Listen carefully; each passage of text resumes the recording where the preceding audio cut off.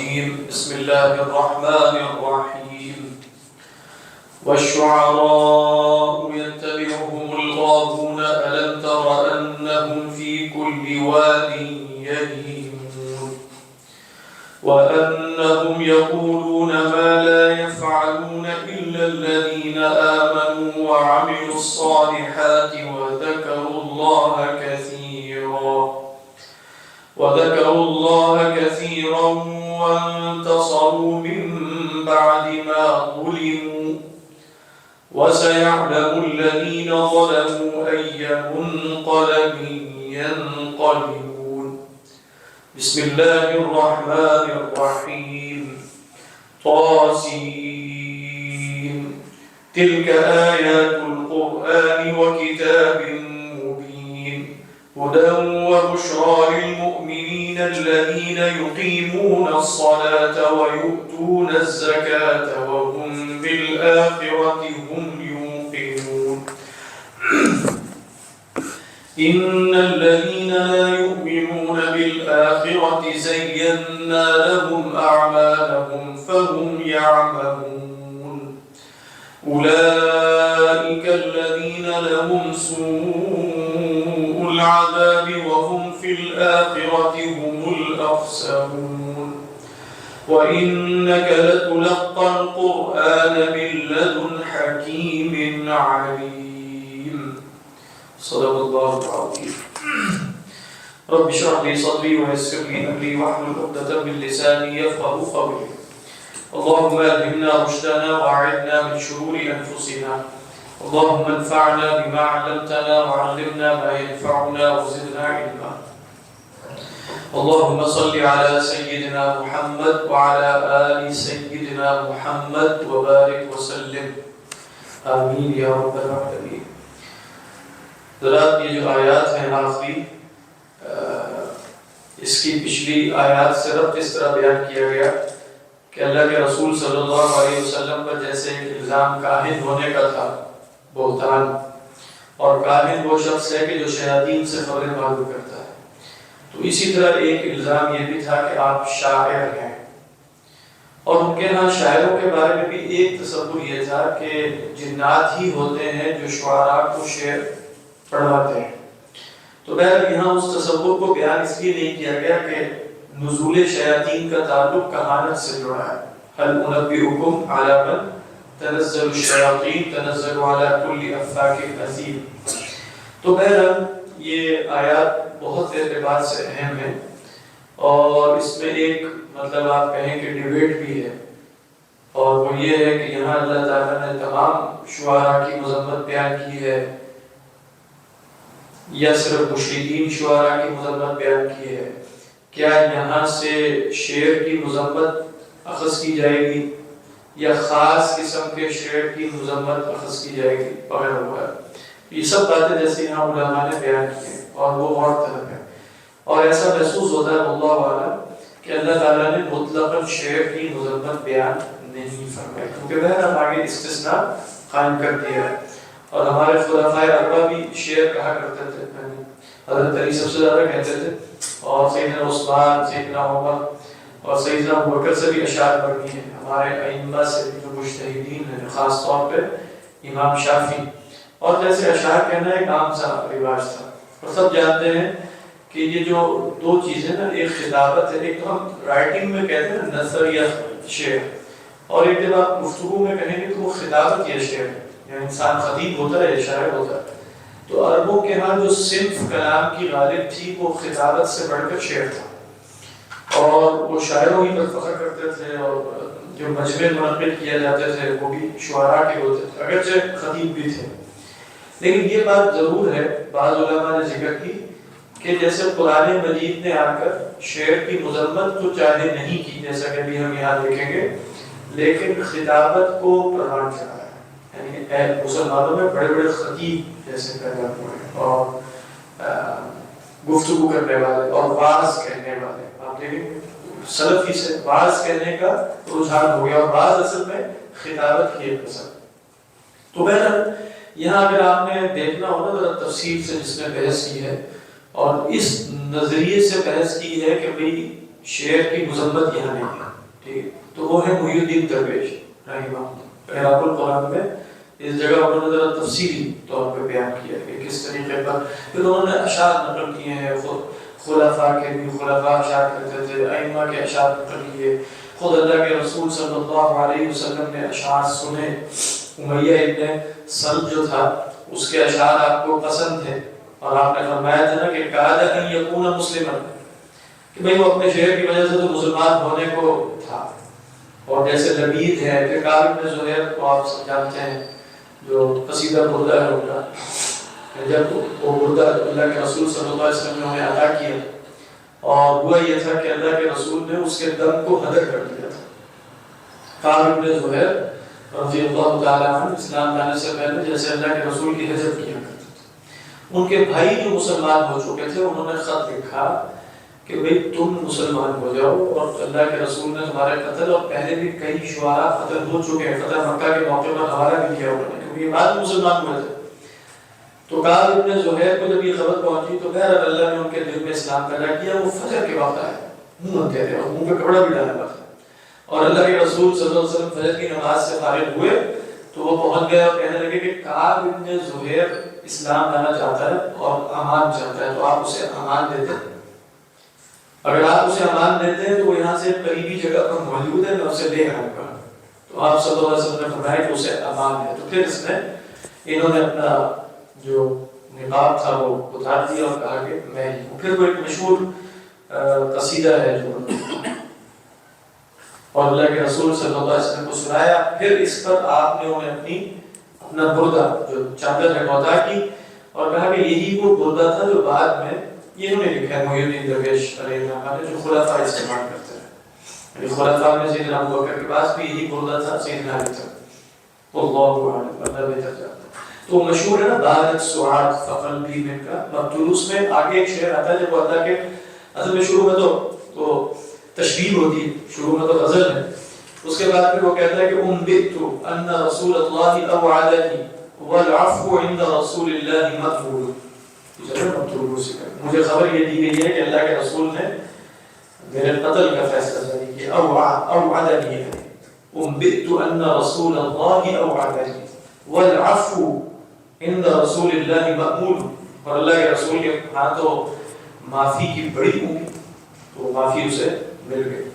تو پھر اسی طرح عبداللہ بن رواحہ شعراء میں مشہور تھے، اللہ کے رسول صلی اللہ علیہ وسلم، حسان بن ثابت کو سب جانتے ہیں، اسی طرح کعب بن مالک بھی شاعر تھے، اور سیدنا حسان کے بارے میں تو آپ جانتے ہیں کہ انہیں خصوصی حکم بھی دیا گیا تھا کہ بھئی جو قریش کی حجب کرو، اور آپ نے انہیں یہ بھی ارشاد فرمایا کہ ابو بکر کے پاس جاؤ، والقا ابا بکر، جا کے ابو بکر سے ملو کیونکہ وہ عربوں کے انصاف سے واقف ہے، یعنی جب تم حجب کرو گے تو حجب کرتے کرتے باپ دادا تک بات پہنچتی ہے نا، تو ایسا نہ ہو کہ تم باپ دادا تک بات پہنچاؤ تو وہ باپ دادا میرے اس میں بھی ہوں، چین میں بھی ہوں، تو پہلے نسب معلوم کرو جا کے، اس کے بعد حجب بیان کرنا۔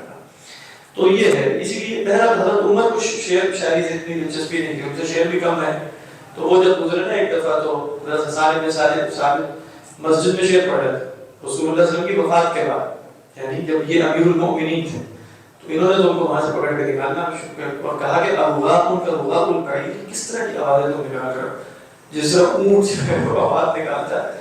تو انہوں نے کہا کہ میں اللہ کے رسول صلی اللہ علیہ وسلم کے زمانے میں پڑھا کرتا تھا، وہ آپ سے بہتر تھے اور وہ مجھے نہیں روکتے تھے۔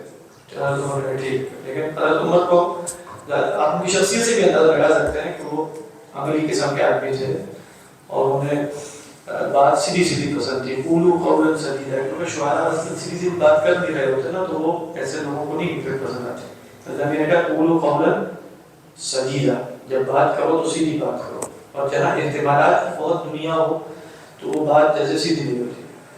بہرحال تو یہ تھا طرز ہے۔ پھر سیدنا علی سے اشعار مروی ہیں، کچھ صحیح ہیں کچھ غیر صحیح ہیں، اسی طرح امام شافعی علیہ الرحمہ ہے، امام مالک سے بھی کچھ مروی ہیں، اور جو بزرگ تھے اس زمانے میں سلف میں، اور مطلب آپ دیکھیں گے جو بادشاہ تھے، ابھی عبد الملک ابن مروان ہو، اموی ہو، سلیمان، ان کی مجاہد ان کے ہاں تو شعراء شعراء، وہ فرزدق ہے، وہ جریر ہے، وہ فلاں ہے، اور سب کی آپس میں وہاں لڑائیاں بھی ہوتی تھی اور شعر و شاعری کے ذریعے گلاباری بھی ہوتی تھی۔ اسی لیے آگے اللہ فرمائے کہ اللہ تعالیٰ فی کل وادی یہیمون، یہ تو ہر وادی کے، یہ ہر گھوڑے کے شہسوار ہے، ہر صحرا کے صحرا میں ہوتا ہے اللہ عالم۔ اب دیکھیے کہ یہاں جو آیات ہیں والشعراء، جی یہ ساری باتیں تو مائک کے بغیر ہی ہوگی۔ والشعراء ویسے تو ریکارڈ ہو جاتا ہے دور پڑے ہوئے بھی۔ والشعراء دیکھیں یہاں الف لام آ گیا نا الشعراء، تو اب الف لام میں سب سے پہلا احتمال یہ پیدا ہوا کہ یہ استغراق کا ہے کہ نہیں، یا یہ کس کا ہے، عہد کا ہے، یعنی استغراق کا ہے یا عہد کا۔ اگر آپ اس کو استغراق کا لیں گے تو پھر ترجمہ بنے گا تمام شعراء ہی ایسے ہوتے ہیں۔ آگے اللہ نے استثناء تو بیان کیا الا الذین، تو استثناء تو ہو جائے گا۔ اور اگر آپ کہیں کہ الشعراء میں مراد شعراء مخصوصین ہیں، یعنی جو لوگوں کے ذہنوں میں حاضر ہیں کہ جو مشرکین شعراء ہیں، تو پھر آگے الا الذین آمنوا وعملوا الصالحات میں استثناء متصل نہیں رہے گا، تو کیا ہو جائے گا، استثناء منقطع ہو جائے گا۔ یعنی لیکن کے مفہوم میں ہوگا کہ شعراء مشرکین کے تو ایسے ہیں، لیکن جو اہل ایمان شعراء ہیں وہ ایسے ہوتے ہیں، الا الذین آمنوا وعملوا الصالحات وذکروا اللہ کثیرا۔ ابن عاشور علیہ الرحمہ نے کہا جیسے کہ الشعراء میں الف لام استغراق ہی کا ہے، لیکن یہ بھی استغراق عرفی ہے، مراد وہی ہے کہ مشرکین جو اس وقت موجود ہے، تو بات قریب کہاں پہنچ جاتی ہے، عہد ہی کے پہنچ جاتی ہے۔ وہ استغراق عرفی اصل میں عہد ہی کی ایک قسم۔ تو بات یہ بنے گی کہ جو شعراء ہیں وہ خود غاوی ہیں کہ نہیں، یہ نہیں بتایا۔ فرمایا والشعراء یتبعہم الغاوون، شعراء کی پیروی کرنے والے بھٹکے ہوئے ہیں، گمراہ ہیں، جو ان کے پیچھے چلتے ہیں۔ یہاں علماء نے کہا کہ یہ شعراء کی کو روایت سے بری نہیں کیا گیا، بلکہ نہایت بلیغ طریقے پر انہی کی روایت کا بیان۔ یعنی جب آپ کہتے ہیں فلاں کے پیچھے تو بدماش ہی چلتے ہیں، تو اس کا مطلب ہے ان سے بھی بڑا بدماش ہے، یعنی یہی بات ہے، وہ سارے اس کے بدماش اسی کے پیچھے کیوں لگ گئے، اس لیے لگ گئے ہیں کہ وہ سب سے بڑا بدماش ہے۔ تو اب آپ ایک یہ کہیں کہ فلاں بڑا بدماش ہے، اور ایک یوں کہا جائے کہ فلاں کے ساتھ سارے بدماش ہیں، یا اس طرح کے کوئی جملہ بولیں تو اس میں زیادہ بلاغت ہے۔ تو یہاں اللہ نے فرمایا یتبعہم الغاوون، ان کے پیچھے جو لوگ چلتے ہیں، جو ان کے پیچھے تالیاں پیٹتے ہیں، جو ان کے مجموع میں حاضر ہوتے ہیں، جو ان کو اکساتے ہیں۔ دیکھیں جس طرح پرانے جو ہوتے تھے، یہ کیا کہتے ہیں اس کو، یہ شعراء کے جو لگتے ہیں اس کو کیا مشاعرے، تو آپ دیکھیں گے وہ مطلب جو لوگ سامنے بیٹھے ہیں وہ کس طرح ہو، ایک شعر پڑھا وہ کر کے اب وہ اس سے مزید اس کو جوش چڑھتا ہے، اور پھر اس کے اندر مزید وہ خیالات کی آمد ہوتی ہے اور نزول ہوتا ہے شعر کا۔ تو اصل میں یہ سب لوگ کون ہیں، ابن عاشور نے لکھا یہ اہل البطالہ کا کوئی کام نہیں ہے، اہل البطالہ ہیں یہ بس اسی طرح کے مجموع میں انہوں نے حاضر ہونا ہے، اور شعراء کو جو ہے وہ ان کی گڈی چڑھانی ہے اور ان کے پیچھے تالیاں پیٹنی ہے، اور ان کا کرنے کرانے کا کوئی کام نہیں ہے، فارغ لوگ۔ یعنی غاوون سے مراد گمراہ ہیں، بھٹکے ہوئے لوگ ہیں، لیکن یعنی بالکل فارغ ہیں اور کوئی کام ہی نہیں ہوتا، شعراء کے پیچھے چلتے رہتے ہیں، ادھر اچھا فلاں شاعر ادھر جا رہے ادھر پہنچ گئے، ادھر جا رہے ادھر چلے گئے، ادھر چلے گئے، اور آئیڈیل بھی ان کے شعراء ہیں۔ یہ مفہوم بیان کیا واللہ اعلم۔ جنہوں نے کہا کہ یہ مشرکین شعراء کی بات ہو رہی ہے، تو کہا کہ مشرک شعراء کے پیچھے مشرک ہی لگے نظر، یعنی والشعراء یتبعہم الغاوون، یعنی اس میں اصلا ان شعراء کی کیفیت کا بیان ہے، کیونکہ وہ مشرک ہے تو ان کے پیچھے چلنے والے بھی کون ہیں۔ تو یہ امر واقعہ ہے، یعنی امر واقعہ ہے کہ ان شعراء کے پیچھے غاوون ہیں۔ اب آپ یہ نہیں کہیں گے کہ شعراء کے پیچھے غاوون ہوتے ہیں، امر واقعہ کیا ہے کہ یہ مشرک ہیں، تو مشرک شعراء کے پیچھے کون ہوگا جو ان کی پیروی کرے گا، مشرک ہی ہوں گے، وہ غاوی ہوں گے۔ اور اگر آپ وہ لیں گے تو اس کا پھر ایک اور معنی ہے، یعنی استغراق کی صورت میں، استغراق کی صورت میں یہ ہے کہ شعر کو اپنا اوڑھنا بچھونا بنانا۔ اور آپ صلی اللہ علیہ وسلم کی حدیث نقل کی جاتی ہے لَأَن يَمْتَلِيَ جَوْفُ أَحَدِكُمْ، صحیح حدیث ہے، قَيْحًا خَيْرٌ لَهُ مِنْ أَن يَمْتَلِيَ شِعْرًا، تم میں سے کسی کا سینہ جوف شعر سے بھر جائے بہتر ہے اس کے لیے، پیپ سے بھر جائے بہتر ہے اس کے لیے بنسبت یہ کہ وہ شعر سے بھر جائے۔ تو کہا کہ یہ وہ شخص ہے جس کو شعر نے اللہ کی یاد سے بھی غافل کیا ہے، یہ سب کچھ شعر و شاعری ہی کو سمجھتا ہے۔ ہو جاتا ہے نا کئی دفعہ اس طرح کہ بھئی آپ بہت سے علوم فنون حاصل کر سکتے ہیں، لیکن آپ کسی شاعر کے ہتھے چڑھ گئے اور آپ نے کسی کو بڑا سمجھ لیا، اور وہ ادب اور شاعری ہی کو بس بیان کرتا رہتا ہے کہ یہی اصل چیز ہے، یہی اصل چیز ہے۔ تو کچھ لوگ وہاں پھر وہ وہی کھول کے بیٹھ جائیں گے اور ساری زندگی آئے گا کچھ بھی نہیں آئے گا. کیونکہ شعر و ادب میں بہت آپ نقطے شقطے بیان کرتے رہتے ہیں، لطافت کی بڑی باتیں ہوتی ہیں، زبان کی بڑی باریکیاں ہوتی ہیں، لیکن ان زندگی گزرنے کا پتہ چلتا ہے کہ فن تو کوئی نہیں آیا، یعنی ان دی کچھ نہیں آیا. تو یہ اس حدیث کا موضوع یہ نہیں ہے کہ شعر و شاعری فی نفسی اچھی نہیں ہے، وہ ہے کہ شعر و شاعری سے اپنے آپ کو بھر لینا.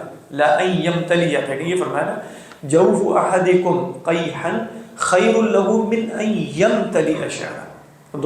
دونوں جگہ اللہ نے اللہ کے رسول صلی اللہ علیہ وسلم نے لفظ امتلا بیان کیا. مگر آپ جانتے ہیں کہ ایک صحیح حدیث ہے، کئی احادیث ہیں. جاء اعرابی فبدأ یخطب، ایک عربی تشریف لے آئے، انہوں نے آ کر ایسی خطابت کے جوہر دکھایا تو آپ نے فرمایا ان من الشعر حکمتا وان من البیان سحرا. اس میں بھی جو شعر کی مذمت کرنے والے لوگ ہیں انہوں نے الگ معنی بیان کیا، یعنی آپ نے فرمایا وان من الشعر حکمت، بڑی بات ہے، یعنی شعر فی نفسی، لیکن شعر میں حکمت کی بات بھی نکل آتی ہے. ان من الشعر حکمتا، لا حکمہ بھی آتا ہے لیکن جو میں نے روایت پڑھی اس میں حکمت ہے. ان من الشعر حکمتا وان من البیان سحرا. پھر حضرت عائشہ سے روایات نقل کی جاتی ہیں، کہتے ہیں وہ فرماتی ہیں کہ الشعر مثل الکلام حسنہ حسن وقبیحہ قبیح. شعر بھی جو ہے وہ مثل کلام ہی ہے، حسن اس کا حسن ہے، قبیح اس کا قبیح ہے. تو اس طریقے پر شعر و شاعری کی مذمت بھی نہیں بیان کرنی چاہیے، کیونکہ اللہ کے رسول صلی اللہ علیہ وسلم کے لیے شاعر نہ ہونا فخر تھا، جیسے آپ کے لیے کسی استاد کے سامنے زانو تلمس طے نہ کرنا آپ کے لیے باعث اعجاز تھا. لیکن کیا ہم کہیں گے کہ اللہ کے رسول نے کسی استاد کے سامنے زانو تلمس طے نہیں کیا تو ہم بھی یہی کریں گے؟ ان کے لیے وہ کمال ہے، کیونکہ ان کا معلم اللہ تعالیٰ ہے، جبرائیل ہے. ہمارے لیے یہ باعث فخر بات بالکل نہیں ہے. ہمارے لیے جیسے اللہ کے لیے کچھ چیزیں صفت کمال ہیں، ہمارے لیے نقص بات ہے. یعنی ہم اگر حرکت نہ کریں ہمارے لیے صفت نقص ہے. اللہ نعوذ باللہ چونکہ جسم ہے ہی نہیں، لہٰذا اس کے یہاں حرکت کا تصور ہی باعث نقص ہے. تو ہمارے لیے بھی کچھ صفات ہیں، صفات کمال. اللہ کے رسول صلی اللہ علیہ وسلم کے لیے وہی صفت نقص ہے. کیوں؟ اس لیے کہ آپ کے کمال کے اعتبار سے وہ نقص ہے اور ہمارے نقص کے اعتبار سے وہ صفت کمال. تو وما علمناہ الشعر، فرمایا ہم نے اللہ کے رسول صلی اللہ علیہ وسلم کو شعر سکھائے گے. وما ينبغي له ای وما یلیق به، آپ کا مرتبہ بہت اونچا ہے. وما ينبغي له، تو اسی آگے فرمایا پھر یہ قرآن کیا ہے؟ فرمایا ان هو الا قرآن، کیا ہے؟ وما علمناه الشعر وما ينبغي له ان هو الا ذکر وقرآن مبین. تو کئی دفعہ نا جیسے اپنی جو شاعری کا عدم ذوق ہے اور الفاظ کا عدم ذوق، اس کو بھی جسٹیفائی اس طرح نہیں کرنا چاہیے کہ ہم گویا اس مقام پر پہنچے ہوئے ہمیں شعر کی حاجت نہیں. شعر کی حاجت ہے. حضرت عمر رضی اللہ تعالی عنہ جاہلی شاعری کو خود شعر نہیں کہتے تھے، لیکن فرماتے تھے کہ بھئی وہ دیوان عرب ہے، قرآن سمجھنے میں مدد ملتی. کیوں؟ ابھی آپ نے یہ جاننا ہے نا کہ جس وقت نزول قرآن ہوا اس وقت لفظ کا معنی کیا تھا، وہ کیسے معلوم ہوگا؟ یا ان کی نثر سے معلوم ہوگا، خطابت سے، یا شعر سے. عربوں نے جس شے کو زیادہ نقل کرنے کا اہتمام کیا ہے وہ خطابت اور نثر کی بجائے شعر ہے.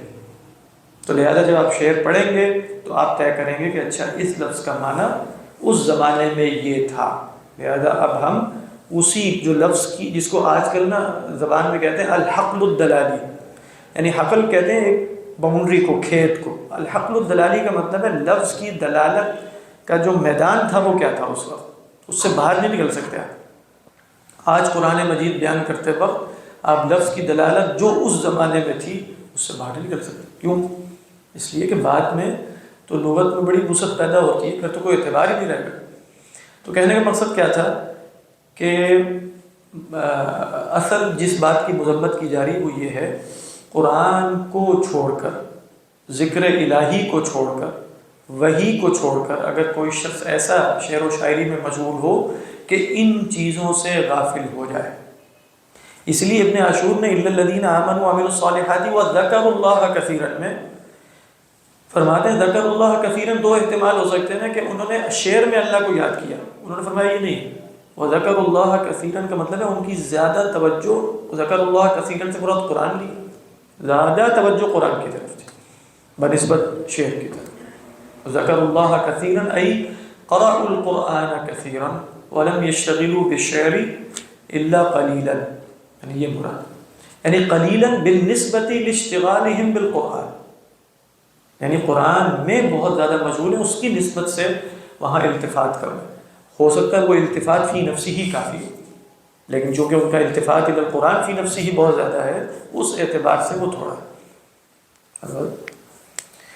اللہ اعلم۔ تو فرمایا وَالشُّعَرَاءُ يَتَّبِعُهُمُ الْغَاوُونَ، شعراء کے پیچھے چلنے والے تو یہ غاوی ہی ہوتے ہیں۔ کیا ترجمہ کیا ہے تھانوی نے، کچھ معلوم؟ اور شاعروں کی راہ تو بے راہ لوگ چلا، شاعروں کی راہ تو بے راہ لوگ چلتے ہیں، شاعروں کی راہ بے راہ لوگ چلتے ہیں۔ واہ، اچھا۔ الم تر انہم، میں بھی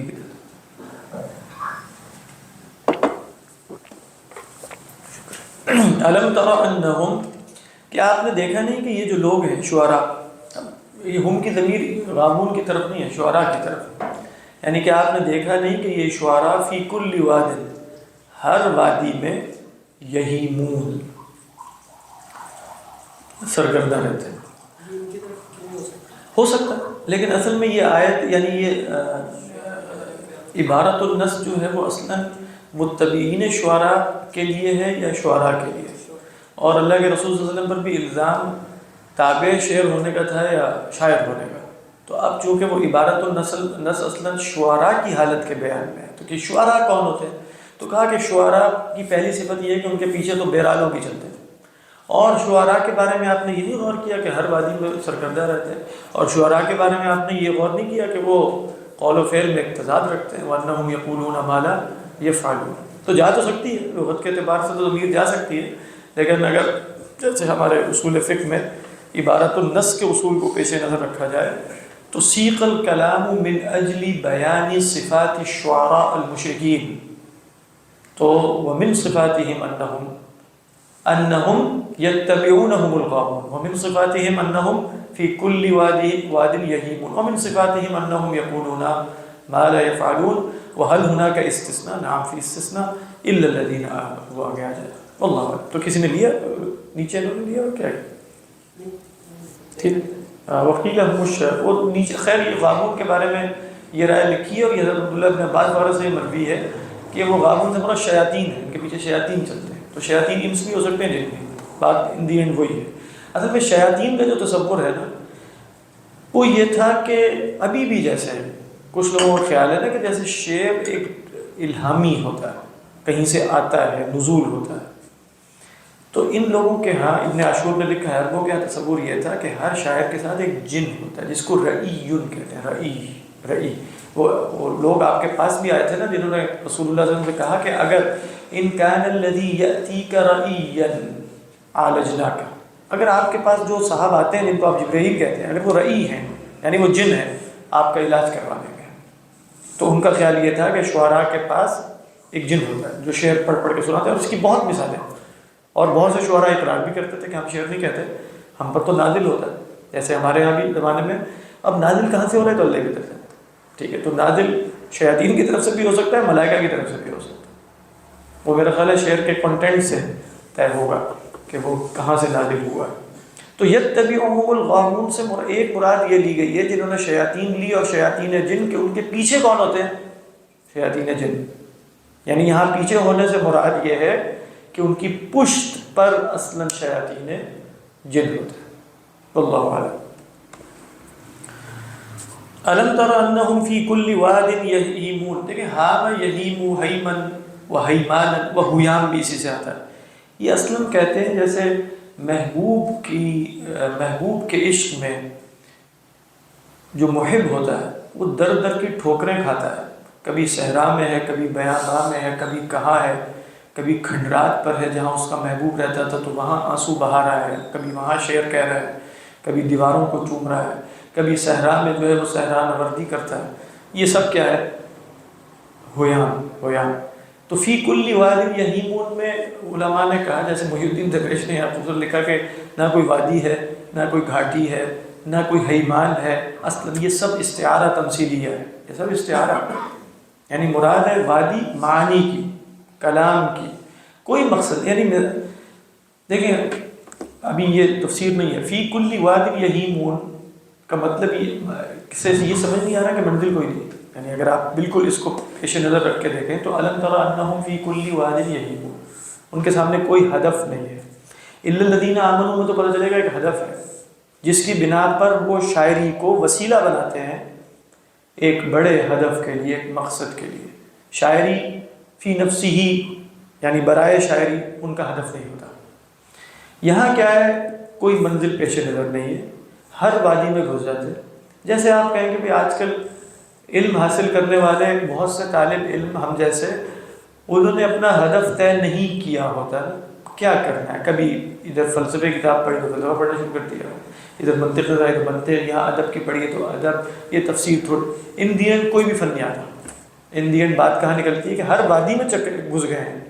فی کل واد یہیمون من غیر ہدف و من غیر منہج. اور یہ ویسے یہ شاید تفسیر نہیں، لیکن یہ کیا ہے، یہ منزل نہ ہونے کی علامت. ٹھیک ہے آپ ہر علم میں سے کچھ چکھیں، لیکن طے ہونا چاہیے نا کہ میرا ہدف کیا ہے. یا تو آپ پولی میتھ قسم کے مطلب آپ ہو جائیں، غزالی ہو جائیں، یا پتہ نہیں کیا ہو جائیں، تو وہ تو نہیں ہوں گے. پتہ اپنی قدر معلوم ہی ہونی چاہیے. عمر تو گزر گئی ہے، ابھی تک تو ہوئے تو کیا نام ہے، یعنی غزالی جو ہے وہ غزالی ہی تھے 15-20 سال کی عمر میں بھی. وہ ایک ان کا وہ تو ہوا تحول تو ہوا، لیکن وہ تو اور قسم کا تھا. لیکن علوم و فنون پہ تو مہارت حاصل کر چکے تھے وہ.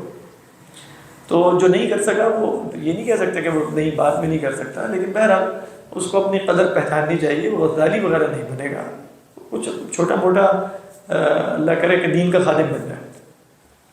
کہنے کا مقصد یہ ہے کہ ہدف طے ہونا چاہیے کہ آپ نے فلاں علم حاصل کرنا ہے. ہر وادی میں سرگردہ نہیں رہنا.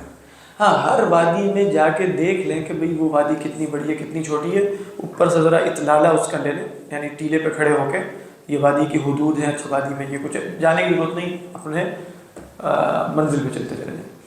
یہاں علماء نے شعراء کا کیا بیان کیا ہے، کبھی تشبیب کی دنیا میں داخل ہوں گے تو عورتوں کے حسن بیان کرتے رہیں گے، کبھی غزل ہوگی، کبھی حجب ہوگی، کبھی کچھ بلند معنی بھی بیان کر رہے ہوں گے جیسے. لیکن سمجھ نہیں آئے گا کہ ابھی تو آپ گالیاں دے رہے تھے ادھر، اب یہ معنی بیان کرنے شروع کر دیے ہیں. آپ کی زبان میں ایک جب آپ نے کسی کی حجب کہنی ہے تو ایک قائد درجے کا ابتذال بھی ہے.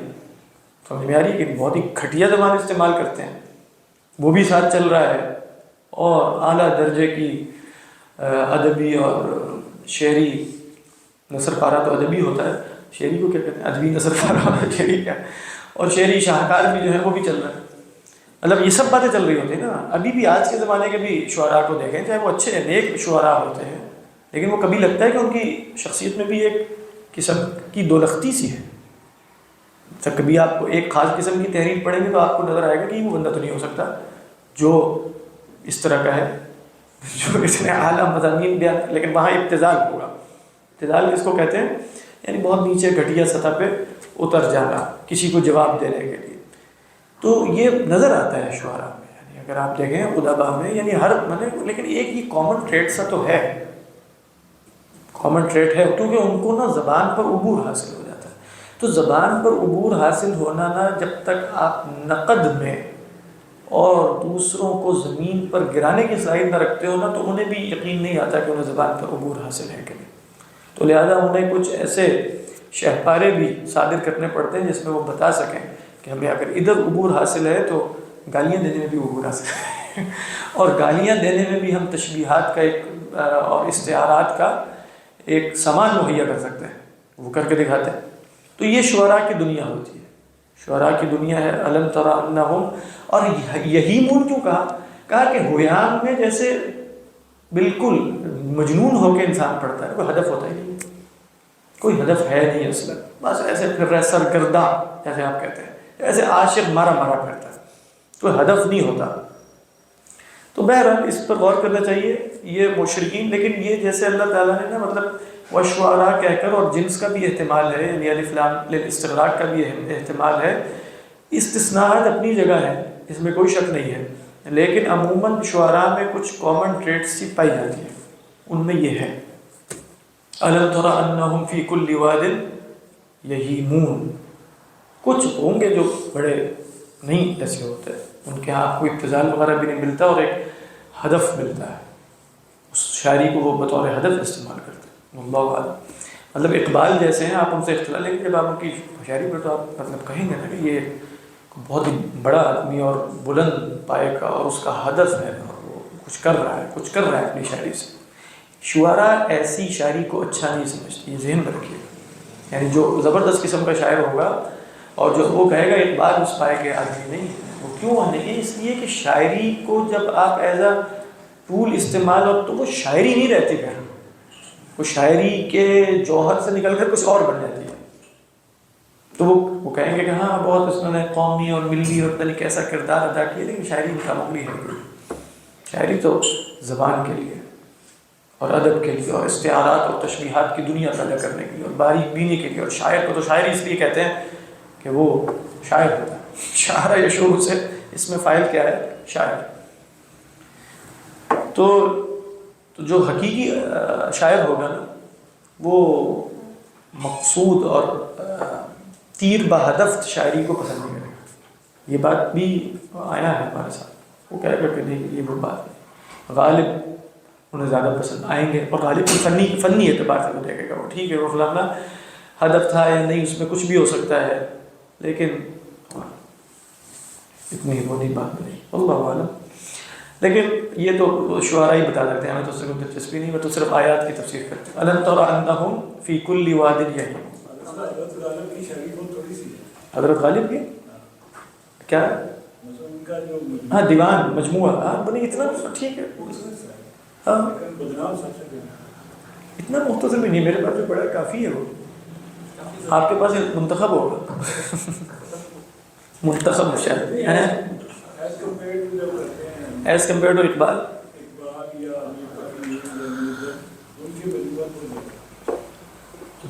مجھے واقعتاً یہ تو کوئی متخصص ہی بتا سکتا ہے، مجھے نہیں معلوم کہ کس کی شاعری زیادہ ہے۔ خیر یہ بات سمجھ میں آ گئی۔ ہمارے علماء جن کا شغف رہا شاعری وغیرہ سے، ان کا علماء کا خاص طور پر وہ تو جیسے ہمیشہ کسی حرف ہاں وہ کسی کو شاعر شمار نہیں ہوتا، سچی بات ہے۔ یعنی امام شافعی کو تو ہم شاعر کہتے ہیں اصلاً، تو جب آپ مطلب شاعر تو شاعر وہ ہوتے ہیں، نہیں اگر آپ نے شعراء کے کلام سے، امام شافعی کے کلام سے استدلال اس لیے کر لیا جاتا ہے، اس لیے نہیں کہ وہ شاعر ہے، وہ عالم لغت ہے، اور وہ کہ انہوں نے جیسے سہران وردی لغت جاننے کے لیے کی ہے، تو وہ امام لغت کے طور پہ ہیں، تو ان کا قول معتبر شمار ہوتا ہے۔ لہذا اگر انہوں نے شاعری میں کوئی ایسا لفظ استعمال کر لیا تو وہ جیسے استشہاداً لے لیا جاتا ہے۔ پھر یہ کہ ان کی شاعری جیسے معانی کی شاعری ہے، یہ جو جمہرۃ البلاغہ کتاب لکھی، جمہرۃ البلاغہ کیا نام ہے اس کا، وہ جو ایک مولانا حمید الدین فراہی علیہ الرحمہ نے لکھا، تو اس میں نا جیسے انہوں نے بلاغت اور فصاحت کے پورے تصور پر جو ایک نقد کیا ہے نا، اس میں ایک یہ بھی ہے، مطلب ان کا نقد یہ تھا کہ یہ جو پرانی بلاغت اور فصاحت اور شاعری کا تصور ہے نا، وہ کذب کے اندر گندا ہوا ہے، اس میں یہ نہیں دیکھا جاتا کہ بات کیا ہے، یعنی ان کا خلاصہ کہ اس میں یہ نہیں دیکھا جاتا کہ بات کیا ہے، اس میں یہ دیکھا جاتا ہے بات کیسے کہی گئی ہے، بس یہ بہت اچھا زبردست، یعنی اصلاً ادیب وہی ہوتا ہے جو اچھا شاعر ہے، وہ کہہ کیا رہا ہے، وہ بڑی بات ہے چھوٹی بات ہے، قطع نظر اس کے کہ وہ بات کہہ کیسے رہا ہے، چاہے وہ گالی دے رہا ہو تو گالی دینا کوئی اچھی بات نہیں ہے وہ فی نفسی گھٹیا مسئلہ ہے، لیکن وہ گالی کیا خوب اسلوب سے دے رہا ہے، کیا اس نے تشبیہات اور استعارات پیدا کر دی ہیں، کیا باریکیاں بیان کر دی ہیں، اور کیا جو ہے وہ ایسی ہے وہ سب و شتم کہ وہ دیکھنے میں مدح لگ رہی ہے، لیکن حقیقتاً وہ سب و شتم ہے، اور کیا اس کے اندر سٹائر ہے، کیا طنز ہے، اور کیا یہ ہے، کیا بات، یہ وصف بیان کیا ہے سب۔ اس لیے آپ دیکھیں علم بیان زیادہ پیش نظر رہتا ہے، شعراء کے ہاں جو اصل علم ہے وہ علم بیان ہے، علم المعانی پر اتنا فوکس نہیں ہے، معنی کا تعلق تو مختصر حال اور مخاطب کی حال، وہ ٹھیک ہے وہ ہوگا، لیکن اصل چیز تو ہے کہ بات کہنی کیسے۔ ہاں یہی وہ کہہ رہے تھے کہ یہ غلط ہے، وہ اس کو نئے سرے سے بلڈ کر رہے تھے کہ قرآن نے آ کر فصاحت کا نیا تصور پیدا کیا ہے، اور قرآن کا تصور بلاغت اور فصاحت یہ ہے کہ بات بالکل مطابق واقعہ ہونی چاہیے، اور پھر اس کے اندر تم اسلوب کے اندر جدت اور اسلوب کے اندر تنوع یہ سب پیدا کر کے دکھا دو، لیکن اسلوب کی خاطر بات میں کمپرومائز کر لینا، یعنی یوں کہا جائے، یہ بالکل قرآن کے تصور بلاغت اور فصاحت کے بالکل خلاف۔ یعنی قرآن میں اگر دیکھیں تو لفظ اور معنی مان مقصود ہے، یعنی یوں کہا جائے، ہاں بالکل، لفظ و معنی اور لفظ کی خوبصورتی میں معنی میں کوئی کمپرومائز نہیں کیا۔ وہاں کیا ہوگا، لفظ کی خوبصورتی میں معنی میں ہمیشہ کمپرومائز کر لیا جاتا ہے، اور اگر دو چیزوں میں ٹکراؤ ہو وہ فرماتے ہیں تو کس کو ترجیح دی جاتی ہے؟ لفظ کو، لفظ کی بناوٹ کو، طریقہ بیان کو، وغیرہ وغیرہ، محسنات لفظیہ جس کو کہا جاتا ہے، علم جو آخری ہے بدیع، اس پر اس کو یعنی لفظ خوبصورت ہونا چاہیے، لفظ کانوں کو بھانے والا ہونا چاہیے، اور اس کی تشبیہات ایسی ہوں کہ جس پر دماغ بھی اشش کر اٹھے، لیکن وہ مطابق واقعہ ہے کہ نہیں۔ اصل مسئلہ یہ ہے، مطابق واقعہ مطابقتاً، کل ہم دیکھ رہے تھے نا کہ وہ حکمت کی تعریف میں کہ بھئی اصل معرفت وہ ہے جو مطابق ہے، واقعہ ہے اور دقیق اور یہ اور وہ، تو یہ اچھا نقد ہے۔ اچھا عام جو کلام ہوتا ہے اس میں معنی مقصود پہلے ہوتا ہے، لفظ ہے، یعنی لفظ اصل میں ہر کلام میں یہ ہونا چاہیے، معنی کے تابع۔ جیسے امام غزالی کا پورا معنی جب آپ دیکھتے ہیں بیان کرتے ہیں، وہ کہتے ہیں اصل معنی ہوتا ہے اور لفظ اس کے تابع ہوتا ہے، لفظ سے معنی نہیں پیدا کرنا ہے، معنی پہلے ہے، لفظ بعد میں ہے، مطلب پورا ایک ڈسکورس ہے۔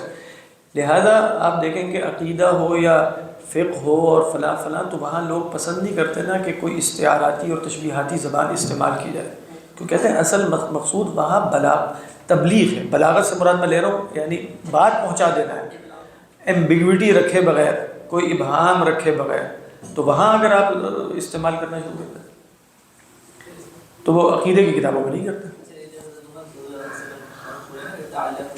ہاں ابھی ہم نے جو گفتگو کی تھی بالکل وہ اس اعتبار سے کی تھی کہ وہ حقل دلالی اصل میں، یعنی آپ نے قرآنی لفظ کو دیکھنا ہے نا کہ اس کے اس زمانے میں معنی کیا تھے۔ دیکھو دیوان العرب سیکھنے کو اس لیے نہیں کہا تھا انہوں نے کہ دیوان العرب سے تم شاعری کے اسالیب اور فنون سیکھو، بلکہ دیوان العرب سیکھنے کا اس لیے کہا کہ تم مفردات کے معنی جان سکو، یعنی جو قرآن مجید کے جو مفردات ہیں وہ اس زمانے کے شعراء کس معنی میں استعمال کرتے ہیں۔ ہمارے ساتھ یہ کہتے ہیں کہ جیسے شاعری سے شاعرانہ مزاج سے، اب ابھی ہم نے اس پہ بھی گفتگو کی ہے، تھوڑی دیر پہلے کر رہے تھے کہ وہ جیسے لا ان یمتلی جوف احدکم قیحا خیر له من ان یمتلی شعرا، اس سے کیا مراد ہے؟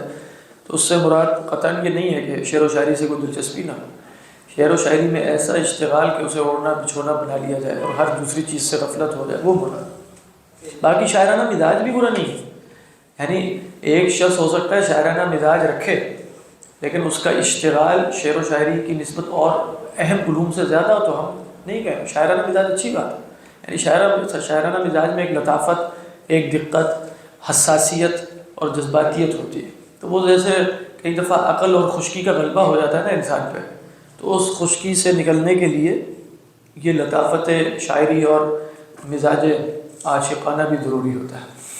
اللہ اعلم۔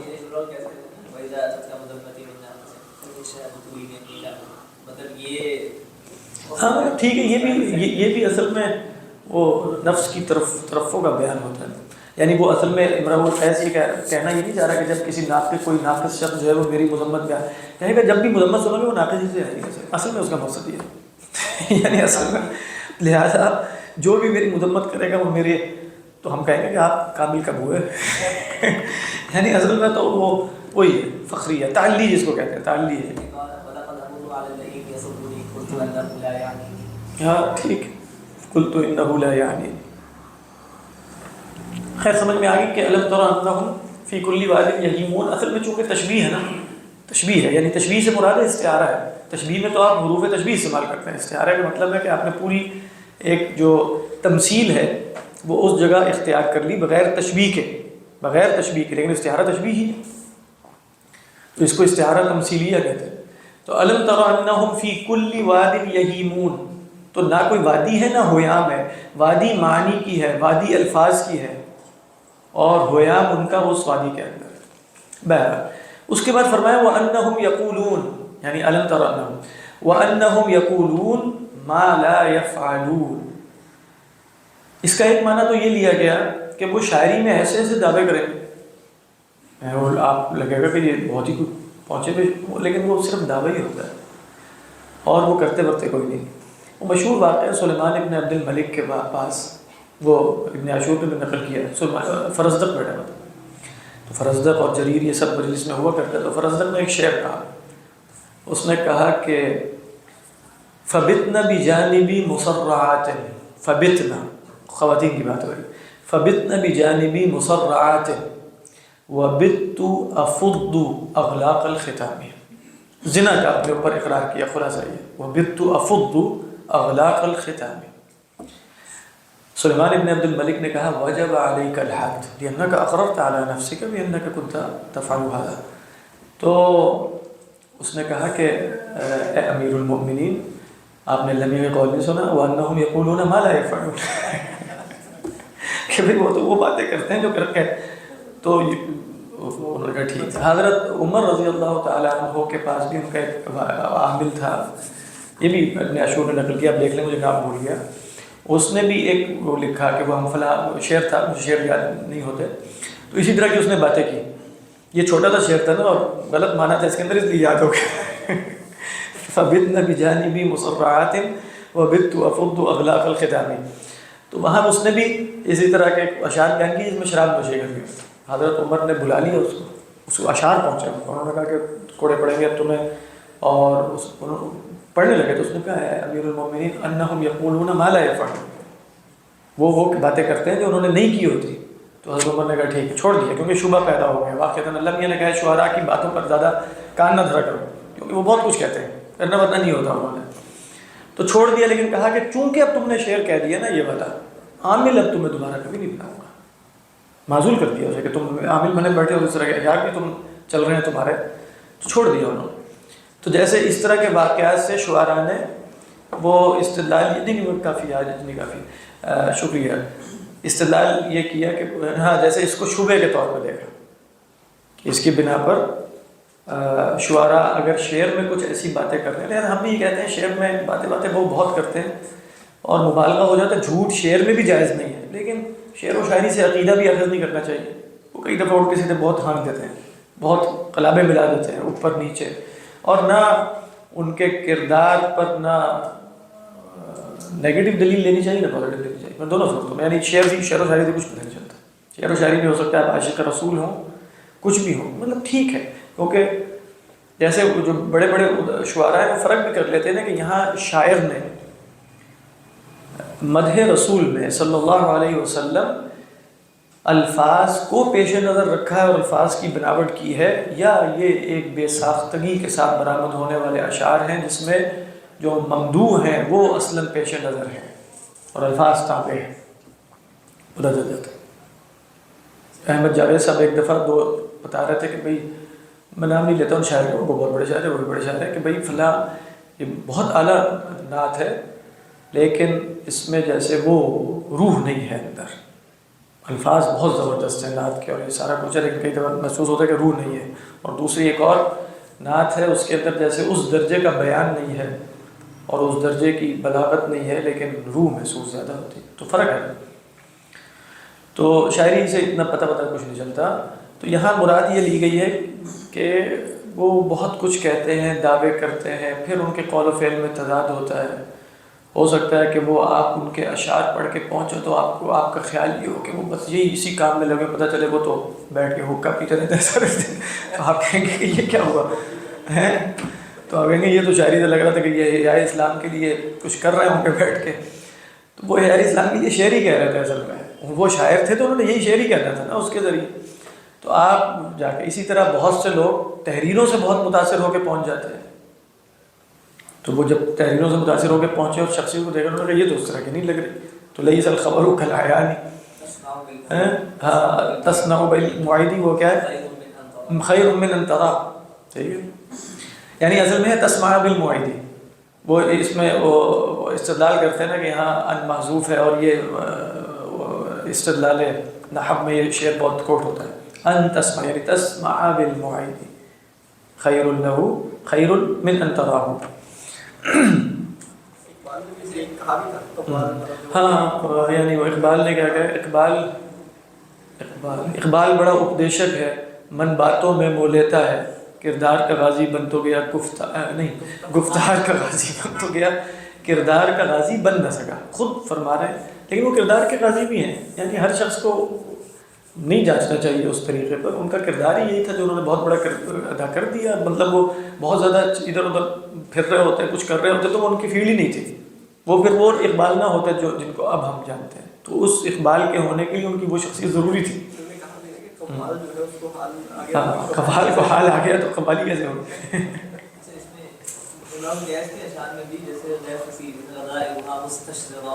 ہاں ہر جگہ ہوتے ہیں. مطلب ہو سکتا ہے کہ وہ غیر فصیح خود استعمال بھی کئی دفعہ کرتے ہیں ذرا غریب الفاظ کو اور اس طرح بیان کرنے کے لیے کہ ہمیں لغت پہ بڑا عبور. جیسے کہا جاتا ہے نا کہ وہ فصاحت میں آپ غریب الفاظ نہیں لاتے. اور لیکن کچھ لوگوں کو جیسے مقامات میں آپ کو بہت ملے گا کہ کچھ لوگوں کو ہے ہی یہی ذوق کہ بھائی غریب سے غریب الفاظ لے کر آئیں جس سے یہ معلوم ہو جائے کہ بھائی لغت پر ان کی وسعت کتنی ہے اور مفردات کتنے جانتے ہیں. خیر اس کا نا ترجمہ وغیرہ بتانا حضرت حامی نے کیا کیا. الم تر انہم فی کل واد یہیمون ہے عبداللہ. اے مخاطب یہ جو بریکٹ میں بریکٹ بھی انہی کی ہوتی ہے. بتا دو بریکٹ بھی بتاؤ. اے مخاطب کیا تم کو معلوم نہیں کہ وہ شاید لوگ خیالی مضمون کے ہر میدان میں حیران پھرا کرتے ہیں. ٹھیک ہے نا. انہوں نے بتا دیا کہ یہ جو میدان ہے نا یہ وادی ہے, یہ خیالی مضامین کی وادی ہے جس میں وہ حیران و پریشان سرگرداں رہتے ہیں. وَأَنَّهُمْ اور زبان سے وہ باتیں کہتے ہیں جو کرتے ہیں. جو ہم نے مثالیں دی تھی اس میں تو زبان سے انہوں نے غلط باتیں کی جو انہوں نے نہیں کی. اچھی بات ہے جو بھی مثالیں دی تھی. لیکن کئی دفعہ زبان سے بہت اچھی باتیں کرتے ہیں جو عمل نہیں کرتے. مراد ہے وَأَنَّهُمْ يَقُولُونَ یعنی يَدَّعُونَ أَشْيَاءَ كَثِيرًا لیکن وہ عمل نہیں کرتے. یہ بھی شعراء کی ایک ٹریٹ لگ نہیں رہی جس سے یہ لگتا ہے کہ الشعراء میں الف لام جیسے استغراق ہی کا ہے. عموماً شعراء یا استغراق عرفی کا ہے. یعنی عموماً اغلب الشعراء اس طرح کے ہوتے ہیں. اللہ عالم. لیکن ہم نے شروع میں جو مقدمہ بیان کیا اس میں معلوم ہو گیا کہ شعر میں حکمت بھی ہے اور شعر و شاعری لغت کے لیے ضروری بھی ہے اور سب کچھ اپنی جگہ موجود ہے.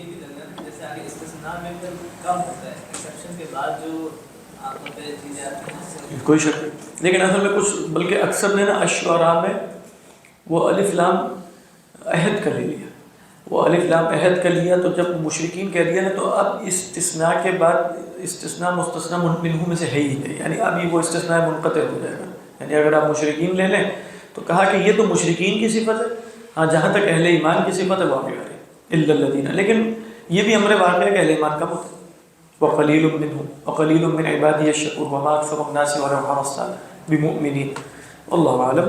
الا الذین آمنوا وعملوا الصالحات سوائے وہ لوگ جو ایمان لے آئے اور انہوں نے نیک کام کیے ہیں. یعنی ایمان ہے وہ یہ کس کی نفی ہو گئی جیسے غاوی کی.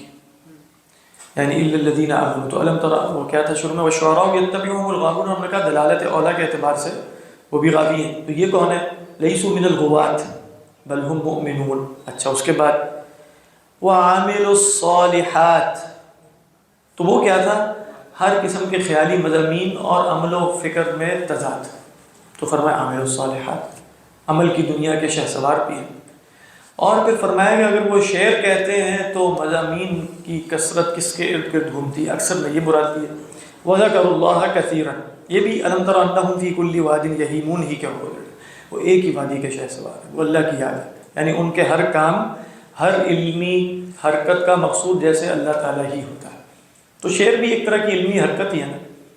اور ابن عاشور نے جیسے میں نے عرض کیا تھا کہ یہاں فرمایا ہے کہ اشتغالہم بالقرآن اکثر من اشتغالہم بالشعر. یعنی ان کا ذکر اللہ کثیرا سے مراد قرآن کا ذکر ہے اور قرآن سے ان کا اشتغال شعر و شاعری کے اشتغال سے زیادہ ہے. یہ بھی ہو سکتا ہے.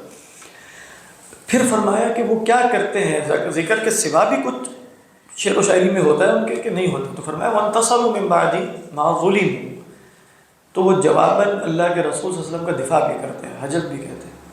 تو وہ جیسے حضرت حسان بن ثابت اور اللہ کے رسول صلی اللہ علیہ وسلم کا آپ نے فرمایا نا کہ کلام کا اشد علیہم من رشق النبل کہ تمہارا جو کلام ہے وہ ان پر جیسے تیروں کی بچھاڑ سے بھی زیادہ شدید ہے. حسان ابن ثابت قل وروح القدس معک کہو اور روح القدس تمہارے ساتھ اور اللہم ایدہ بھی روح القدس. اللہ اس کی روح القدس کے ذریعے تائید فرما تو وَانْتَصَرُوا مِن بَعْدِ مَا ظُلِمُوا۔ ابن عاشور فرماتے ہیں کہ اس استثناء سے آپ یہ نہ سمجھیں کہ یہ آیات مدنی ہے، آیات مکی ہیں، اگرچہ یہ سب کچھ کب ہو رہا ہے، لیکن اللہ نے بتا دیا کہ ایک استثناء ہے۔ اس استثناء میں وہ عموم ہے نا، عموم میں اس وقت چاہے کوئی بھی فرد موجود نہ ہو کوئی فرق نہیں پڑتا، بعد میں افراد وجود میں آ جائیں گے، لہٰذا ضروری نہیں ہے کہ اگر یہاں آپ کہیں عبداللہ ابن رواحہ اور کعب ابن مالک اور حسان ابن ثابت اور پھر فتح مکہ کے بعد کعب ابن زہیر یہ لوگ شامل ہیں تو لہٰذا یہ آیات مدنی ہونی چاہیے، کوئی دلیل نہیں ہے اس میں۔ وہ فرماتے ہیں آیات مکی ہے، بشوا کے اصل مضمون اس وقت استثناء میں ان واقعات کا بیان نہیں ہے، اصل مضمون یہ ہے کہ آپ شاہد نہیں ہیں، شعراء کی صفات یہ ہوتی ہیں۔ ان اصدق کلمۃ قولها لبید الا کل کیا الا کل شیء ما خلا اللہ باطل وکل نعیم لا محالۃ زائل۔ اور امیہ ابن سلط آپ کے زمانے میں موجود تھا نا، وہ بہت اس کا خیال تھا کہ وہ نبی بن جائے گا، وہ شاعری اس کی ایسی زبردست ہے، توحید بھی تھی اس میں شاعری میں، اور اس لیے آپ نے فرمایا نا کہ کاد ان یکون مسلما، اور ایک روایت یوں بھی نقل کی جاتی ہے کہ شعرہ مسلم وقلبہ کافر او کما قال، تو وہ اس کا خیال یہ تھا، اور اس کو آخری نبی کی آمد کا بھی پتہ تھا، بہت بوڑھا آدمی تھا، بڑی عمر کا امیہ ابن سلط۔ تو جب اللہ کے رسول صلی اللہ علیہ وسلم آئے، اس کا خیال یہ تھا کہ یار مجھے مبعوث کر دیا جائے، اس کا خیال یہ میں بڑا آدمی ہوں، کفر کیا اس نے، بہت ہی یعنی اس کا آپ کہیں کہ ٹریجڈی ہے، ٹریجڈی۔ فلما جاءہم ما عرفوا کفروا بہ فلعنۃ اللہ علی الکافرین، یہ سب سے بڑا کفر ہوتا ہے، معرفت حق کے بعد کفر۔ تو فرمایا انتصار، میں نے پہلے بھی کہا تھا نا کہ اپنا بدلہ لینا ہے، یعنی وانتصروا ای نصروا انفسهم من بعد ما ظلموا، بعد اس کے کہ ان پر ظلم کیا گیا۔ بعض نے کہا کہ اس میں شعر و شاعری مراد ہے، بعض نے کہا کہ اس میں قتال کی بات ہو رہی ہے، یعنی شعراء قتال، ہمارے جو شعراء ہیں وہ قتال بھی کرتے ہیں، یعنی یہ وہ لوگ ہیں جس میں مستقبل میں اذن للذین یقاتلون بانہم ظلموا، تو من بعد ما ظلموا وہ قتال اور جہاد بھی کیا کریں گے، تو وہ اگر یعنی آپ یہ کہیں کہ الفاظ کے شہ سوار ہیں تو وہ میدان جنگ میں بھی شہ سوار ہیں، لیکن عموماً اس طرح نہیں ہوتا، یعنی وہ پہلی والی تفسیر زیادہ قوی ہے۔ حسان ابن ثابت کے واقعات بھی ہیں نا رضی اللہ تعالی عنہ۔ تو فرمایا وَسَيَعْلَمُ الَّذِينَ ظَلَمُوا أَيَّ مُنْقَلَبٍ يَنْقَلِبُونَ، ان قریب ظالم جان لیں گے کہ کس کروٹ، منقلب مصدر میمی ہے، ٹھیک ہے، یعنی کس کروٹ وہ پلٹ، کیا ترجمہ بتانا ہے حضرت حامی کا؟ اور عنقریب ان لوگوں کو معلوم ہو جائے گا جنہوں نے حقوق اللہ وغیرہ میں ظلم کر رکھا ہے کہ کیسی جگہ ان کو لوٹ جانا ہے۔ کیونکہ منقلب نا وہ انقلاب، یعنی جہاں آپ پلٹیں گے، جس حالت سے بدل کر آپ دوسری حالت میں چلے جائیں گے، اس کو انقلاب کہتے ہیں۔ تو حالت، جس حالت سے نکل کر جس حالت میں جس جگہ پر پہنچیں گے وہ منقلب۔ فَسَيَعْلَمُ الَّذِينَ ظَلَمُوا أَيَّ مُنْقَلَبٍ يَنْقَلِبُونَ۔ صدق اللہ العظیم۔ خیال تھا کہ وہ شروع ہو جائے گی، دوسری تو کل ہوگی انشاءاللہ حاشیہ پڑھنے کے بعد۔ حاشیہ میرے خیال میں ہم نے سارا نہیں پڑھا تھا، وہ پچھلے والا پڑھ لیا تھا نہیں پڑھا، نہیں پڑھا ہیں، تو بتا دینا یار، وہ کل وہ بھی پڑھ لے۔ کہاں سے پورا ہی نہیں پڑھا؟ انزل یہ میرے خیال میں یہ ہوا تھا سنین منذرون کا، کہاں؟ صفحہ نمبر 928 جی 226 میں۔ اچھا، ہاں، سیرین منذر